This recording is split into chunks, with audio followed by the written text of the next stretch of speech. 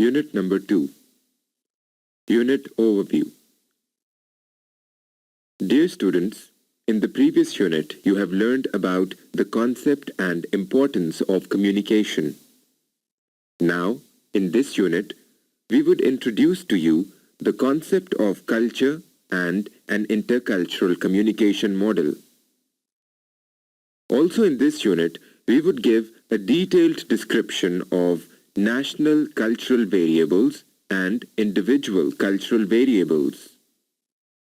We would explain the business communication and legal issues in this unit. Objectives. After reading this unit, you will be able to understand background of intercultural communication, learn the concept of culture, understand an intercultural communication model, know about national and individual cultural variables and their role in effective business communication, understand ethical issues arising in communication context, know about legal concerns in business communication.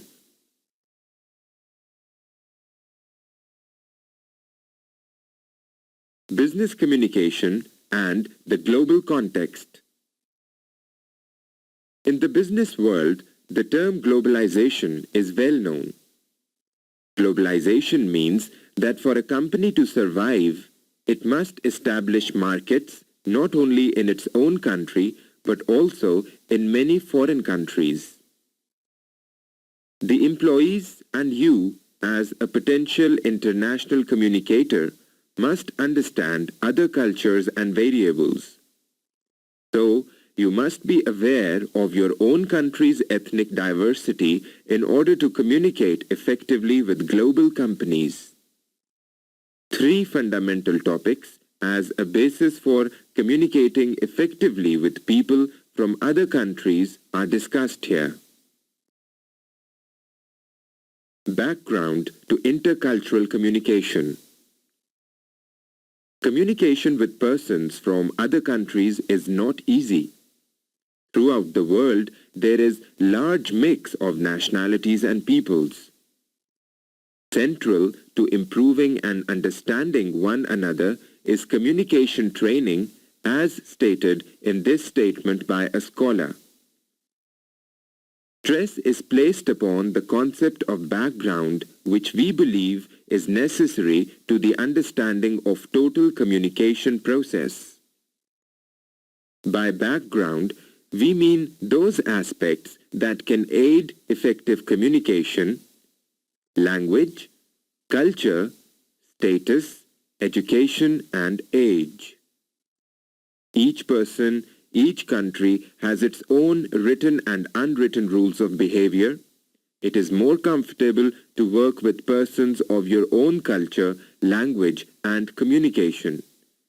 But international communication demands work with many foreign countries and people. Let us begin by looking at culture. Intercultural communication. Intercultural communication is the circumstances in which people from diverse cultural backgrounds are engaged in communication. Intercultural communication has 2 major points of contact: international and domestic. International contacts are those that exist between people from different countries and culture. Cultural differences between Pakistan and Europe, for instance, are easy to discuss. Also important for you to understand is that within each culture there are numerous co-cultures and specialized cultures. These provide the opportunity for domestic points of intercultural contact. In this situation, we are referring to communication between people of diverse cultural backgrounds that live within a societal group.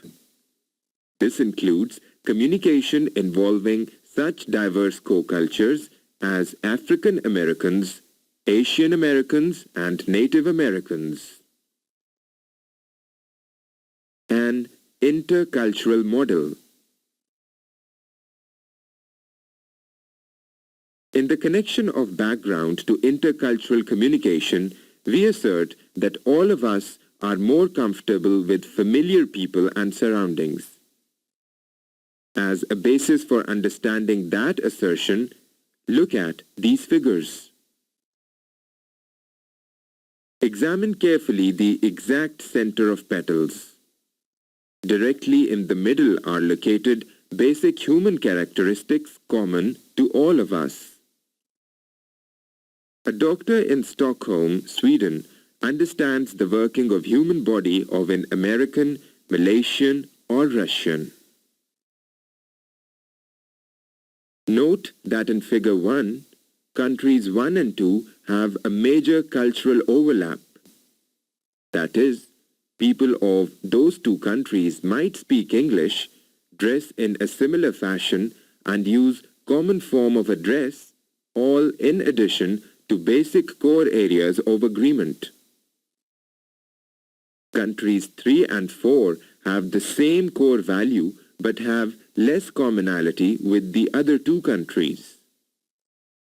Thus, at the international level, you probably would be more comfortable working in countries 1 and 2 than in countries 3 and 4. Look at the end of each petal. All 4 countries in Figure 1 would have major differences. Religions might be different, as could be values, beliefs, attitudes, and verbal and non-verbal means of communication.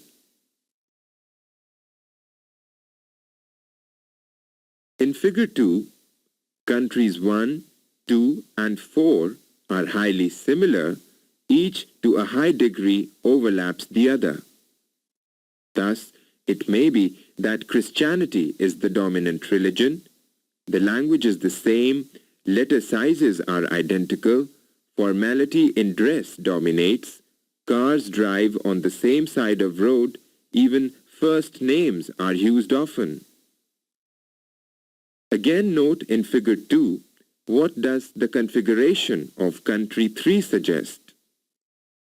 A quick inference is that the country has little in common with the other 3. As one moves outward from a core sameness, each culture represented by the petals begins to change. National cultural variables. In a communication model, message sender and the receiver are both affected by external and internal stimuli. When communicating with business people in a foreign country, you must realize that overall national and individual cultural differences within the cultures further affect those stimuli. Some national cultural variables that communicators must face when working with foreign receivers are education, laws and regulations, economics, politics, social norms, language. Education. One of the conclusions students draw from visiting companies in other countries is that many managers in foreign factories are not very well educated. For example, if your future work takes you to Asia, you will find that most Asian and Chinese managers have had a less formal education than you. A quick assumption might be that Asians are less interested in education. Laws and regulations. In both the developed and developing nations, various government regulations affect business communications and the sale of products. For example, advertising directed at children is restricted in the United States, Canada, and Scandinavia. The type of product to be advertised, for instance, cigarettes, are restricted in Europe. Also, money spent on advertising is limited. Other countries such as France, Mexico also have a restriction on the use of foreign languages in advertisements. Business communication and the ethical context. In this section, we will learn about ethical issues arising in communication contexts, especially some ethical contexts affecting communication, how your personal ethics were formed and continued to be influenced, and ethical motives in your personal, cross-cultural and advertising messages. Sometimes, ethical issues are complex and challenging. Let us see this statement. A Chinese manager of a luxury hotel in Beijing could not find his watch and expensive pen that had been given to him as gifts. He went through the desk drawers of his subordinates looking for the missing items. A lower-level manager observed this behavior and called it unethical. Was the Chinese manager's behavior unethical? This question is not easily answered, so we can say ethical issues are complex and challenging. Ethics as a communication issue. We communicate our values and beliefs to others via verbal and non-verbal behavior. We are defined in the eyes of others according to the way we behave. It follows then that we have a responsibility to act in ways that promote honesty and fairness to maximize the personal worth of each person in the organization. We also need to communicate to others the importance and necessity of good ethics. Everywhere in the world or in every field of life, ethical people speak out when something is wrong. Often we know what is right, but we lack the impact or collective feeling that reinforces our acting ethically in the face of other choices. Observing other people and making the right choices inspires us and supports others to do the same. Influences on personal ethics. Everyone, young students, older teachers, makes ethical decisions. Have you returned everything you found? Have you kept information from someone who would also benefit from the knowledge? Were you quiet when you were aware that facts were omitted? Reflect for a moment. How did you react to the above questions? What influenced your final decision? Your personal ethics are shaped by 5 major influences. Number 1, influential people in your life, family, close friends, or a role model. Number 2, cultural norms. Number 3, philosophical positions. Number 4, local, state, and federal laws that govern individual behavior. And number 5, your personal religious views.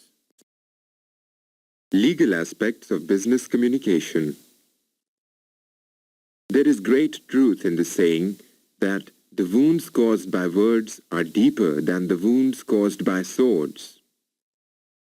In short, words are used to achieve a desired result, a positive outcome. A business communicator promotes business interest through appropriate business message. He or she has to show integrity, sincerity, and enthusiasm. While doing these, one must not exceed the limit of the law. In every country and society, there are laws regarding business activities. A business communicator must take care not to get involved in any legal complications. He or she must not violate any law of the land through business message. For a business firm, lawsuits are always wastage of time, money, and energy. A knowledge of these legal aspects can be of great help both for sender and receiver of a business message. Defamation. It may be defined as the unconsented, unprivileged publication of a false idea or statement which causes harm to the character, reputation, interest of the person concerned. A defamatory statement brings the defamed person into ridicule, hatred, or contempt of society and harms his interests. Note that a key element in defamation is making certain information public. That statement leads to understanding two legal terms, publication and privilege. We discussed the two terms.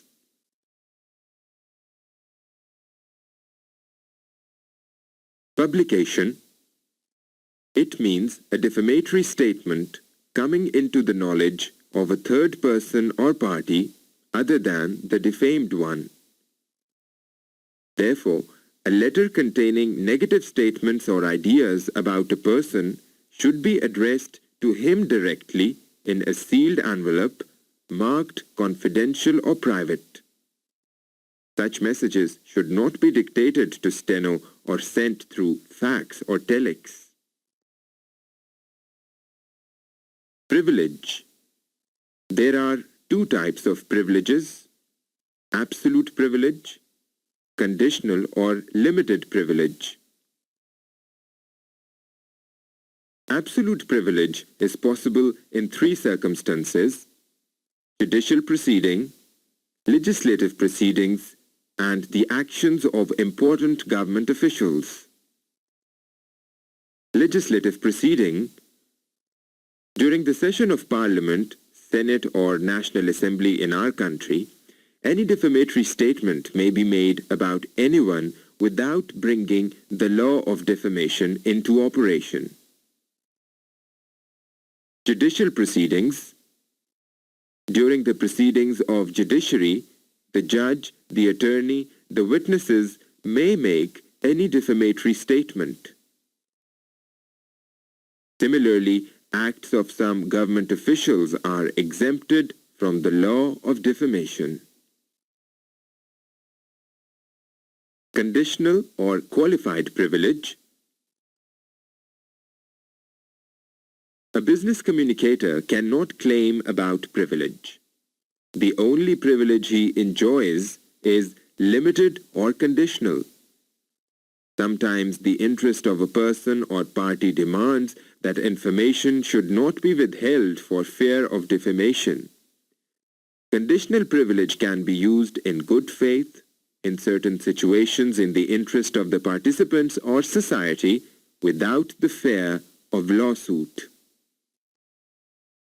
Types of defamation.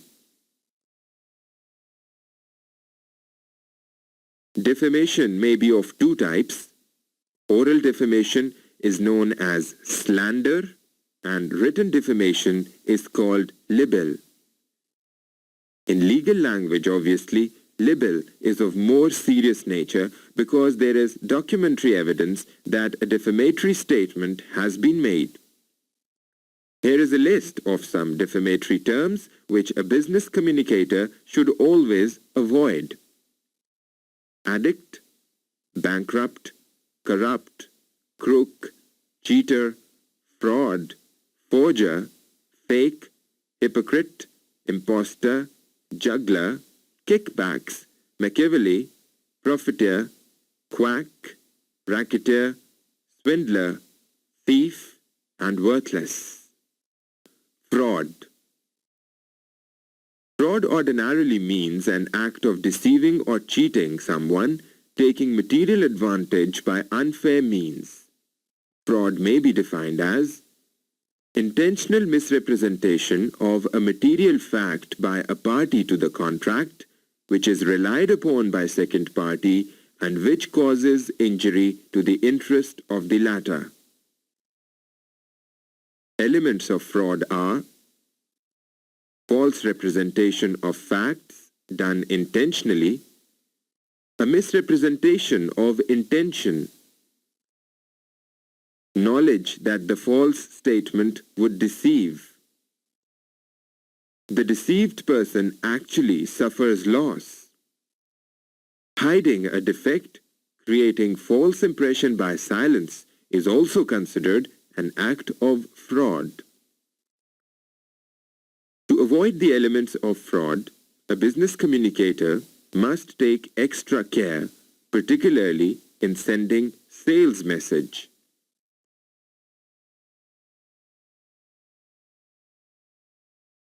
Invasion of privacy. Interference in someone's private life or affairs is invasion of privacy. It may be defined as unconsented, unprivileged intrusion into the private life of an individual. Invasion of privacy may take place without publication. It is a trespass. In business communication, invasion of privacy includes the use of a person's name, photograph, identity, letters and reports without permission. Modern technology has increased the opportunity of violating the right to privacy. Electronic devices are used to find out the secrets of rival firms. All these activities are illegal. Some other areas of concern. Apart from these cases, there are some other areas of concern. Warranties. The seller undertakes some obligations about the nature or quality of goods. Guarantees or warranties may be expressed or implied. A business communicator should never offer fake guarantees which may amount to fraud. Prevailing laws about copyright, postal services, solicitation of business, lottery, etc. Care should be taken in all business communication not to violate these laws. Dear learners, it may be concluded that in business, right use of language helps to earn money and to promote business, but if the legal aspects of language are not taken into consideration, serious legal complications may arise and one may suffer loss of money as well as loss of business.